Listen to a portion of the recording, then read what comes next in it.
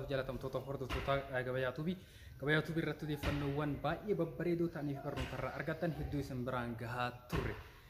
Inni kanaan hafee guyyaa har'aa odeeffannoo kana ammoo waan baay'ee bareeda ta'ee fi ittiin bashannantiin bohaartanii waan barnoota hedduu irraa argannu qabadhee isiniif dhufee jira. Kan ammoo hojjechuudhaaf deemne innis maalidha? Piraankiidha jechuudha. Piraankiidha daandii irratti, piraankii mana keessaa san ni miti. Daandii irratti baane piraankii hojjenna. Egaa piraankii kana akkatti gammadan akkatti bohaartan abdii qaba. Ammas hojjechuudhaaf bahaa jira. Egaa piraankiin kun maalidha yoo jettan karaa irratti hin ba'a namoota jechuun dubbii irra barbaada jechuudha.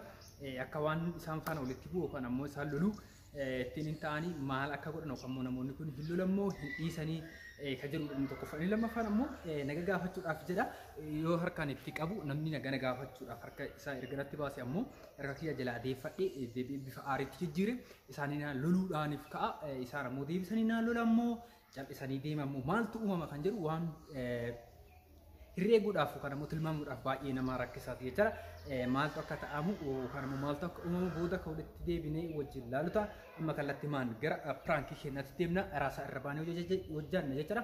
Kanaaf kana boodas wantoota akkanaa baay'ee daandii irratti ba'uudhaan mana keessatti tun ta'anii daandii irratti ba'uudhaan piraankii baay'ee babbareeda ta'anii fi barnootarraa argannu qabannee isinii dhufnu yookaan immoo qabadhee isinii dhufa. Kanaaf warroonni yeroo jalqabate godhatu chaanaalii kanaaf subscribe gochuudhaan maatii keenyatti dabalamaa isiniin jedha. Kanaaf odeeffannoowwan kana dura isin biraan gahaa turre irrattis odeeffannoo akkasii yoo barbaadan karaa keessaatiin dhuftanii nu gaafachuu komentii jalatti nu barreessuu hin dagatina. Kallattimaan gara